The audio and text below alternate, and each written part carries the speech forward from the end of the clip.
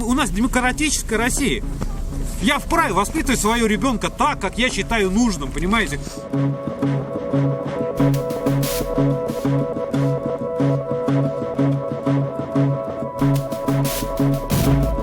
Вы что сейчас на свои водолазки к ушам прикрепляете? Для чего это? Когда здесь было минус 7 градусов в помещении, мы все это работали. Зарплату водкой выдавали, которую мы выкидывали. Мы работали, мы никуда не ушли. Ни директор внешний вид не показал, за собой не повела, ни молодежь, которая пришла. Bu avulda tudum, üstüm, bu məktəbdə oxudum. Anları min Kazan şəhərində bilim aldım. Kazan şəhərində əgər də biz üz avulumunu yaratdıq, Şuşa avulğa kildim, bilim bilirmən deyib. Hazır yavuluklarga beylənərlər.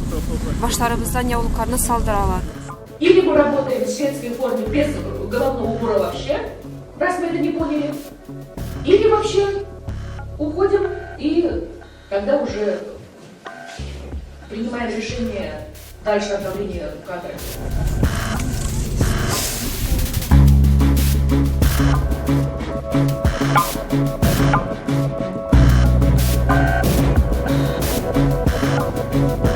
Ну, потому что мы не продаем здесь водку в наших магазинах. И дети наши ходят закрытые в школах, нас называют экстремистами, еще кем-то. Вот посмотреть.